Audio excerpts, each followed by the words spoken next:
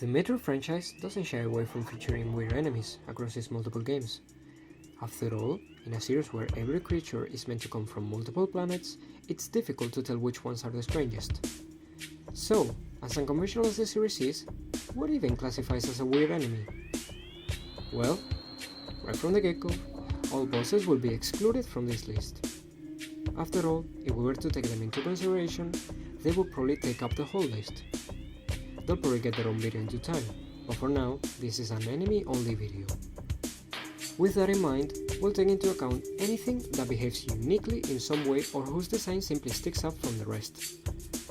However, this is Metroid we're talking about, and almost any enemy feels like they could exist in an alien world, so why don't we just begin with some examples.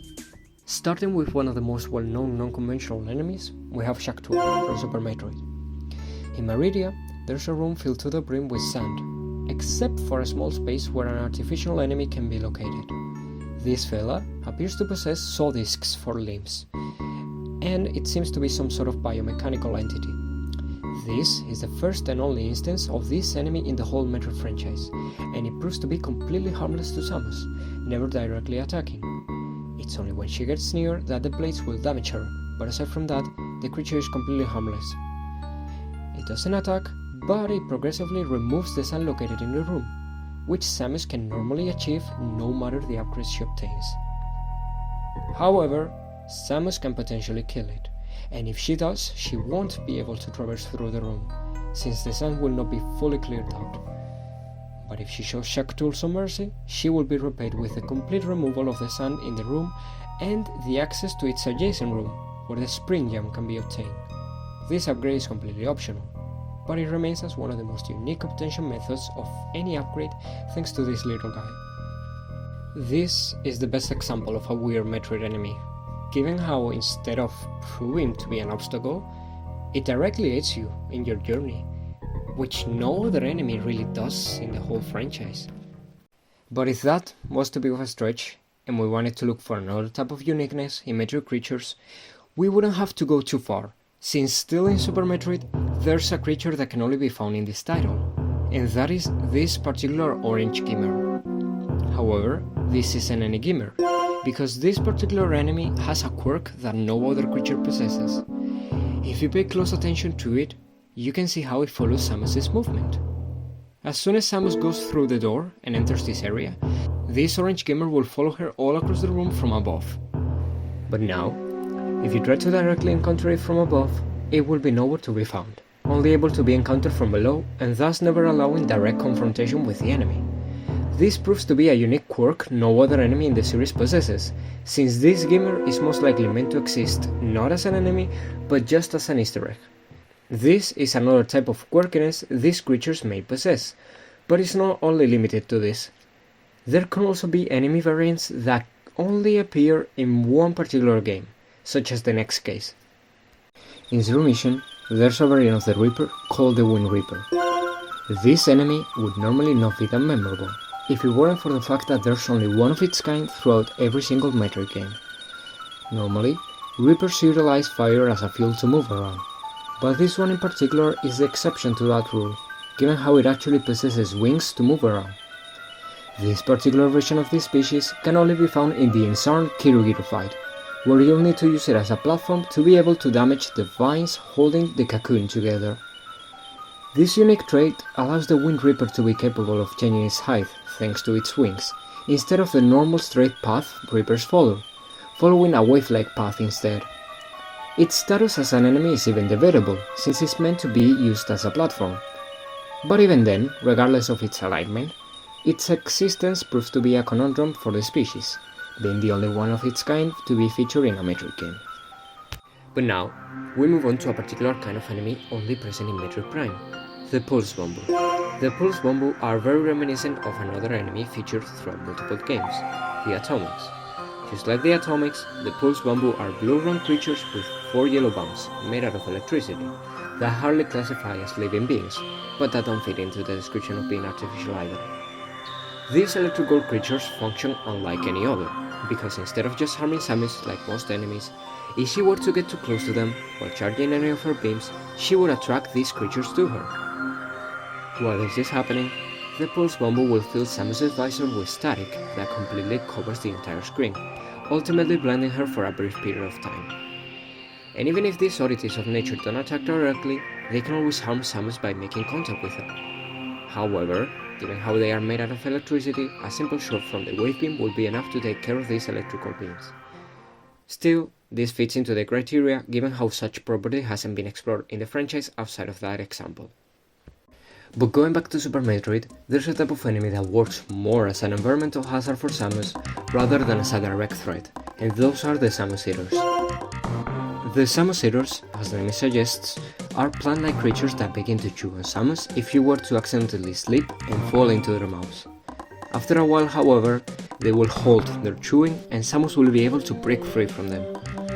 These enemies are also featured in Fusion, where they share the same purpose in Ettari's room, and serve as the main difficulty during the boss fight, since for the duration of the boss, there will always be something constantly trying to get you off the ground you're standing on, making you fall into the Samus Eaters.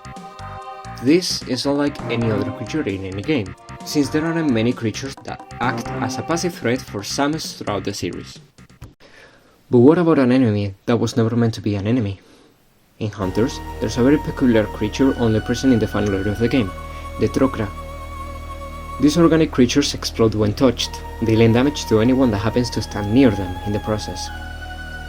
This can prove to be both useful and detrimental to Samus depending on her position, but most importantly, this enemy's main quirk lies within their design. Their shape is unlike any other creature in the franchise, almost artificial, but not really mechanical, just odd. It's almost hard to believe that this is actually considered to be a living organism according to the logbook scan. However, as it turns out, in the internal files of the game, the model for this creature is labeled as Power Bomb Model, suggesting that not only power bombs were originally going to be featured in the game, but also the model for them was reused and reimagined into this enemy, explaining why they explode upon making contact with them. This is the only instance of this type of creature in the whole franchise, since there's no other enemy that was originally going to be an upgrade. But now, on the opposite side of the spectrum, we move on to another type of enemy that seems to be a recurring staple in the franchise at this point, being featured all over the series in some shape or form, the hatch-blocking creatures that can be found guarding bosses. There are 12 different species that fit into this criteria, but in this video we'll only be covering the first incarnation of this archetype, the Gadoras. The Gadoras are stationary creatures that latch onto doors, preventing Samus from traversing through them, hence why they gain the title of hatch-blocking enemies. They possess complete invulnerability against every single one of Samus' weapons, except in their enormous eye that serves as a weak point for the creature. However, in order to protect themselves, the Gadoras will either periodically close their eye to become completely invulnerable to Samus' weapons, or they'll shoot a beam out of their pupil as a means of self-defense. However, the catch about them is actually how they came to be. You see, Gadoras are confirmed to be at least somewhat organic since they were featured in Fusion, after being contaminated by the X. However, they were most likely purpose organisms created by the space pirates to guard certain important spots. After all, in their original incarnations in Zero Mission and Super Metroid, they only appear outside of high-ranking space pirates commanders' chambers, such as Ridley or Kraid, which means that they were probably designed to guard them from any potential threat, as seen with the deceased soldier positioned right outside of Kraid's room in Super Metroid. This would also explain their behavior in Fusion, since while the X are separate entities, they most likely use the Gadoras as a means of protecting higher-ranking X such as Series X or Nightmare X, the same way Gadoras used to protect higher-ranking space pirates, which ties everything nicely together. But moving on to Dread, this game features a plethora of uncommon enemies for the series standards, but in this video we'll only cover two of them, the Aberration 01 and the Deer. Beginning with the Aberration 01, these creatures cannot normally be found during normal gameplay, but they are actually featured in the hibernation pods located in the background of two rooms in Dairon. Following this information, there are textures that when unused label as Aberration 02 and Aberration 03, but these most likely just belong to the same creature and function as mirror colors.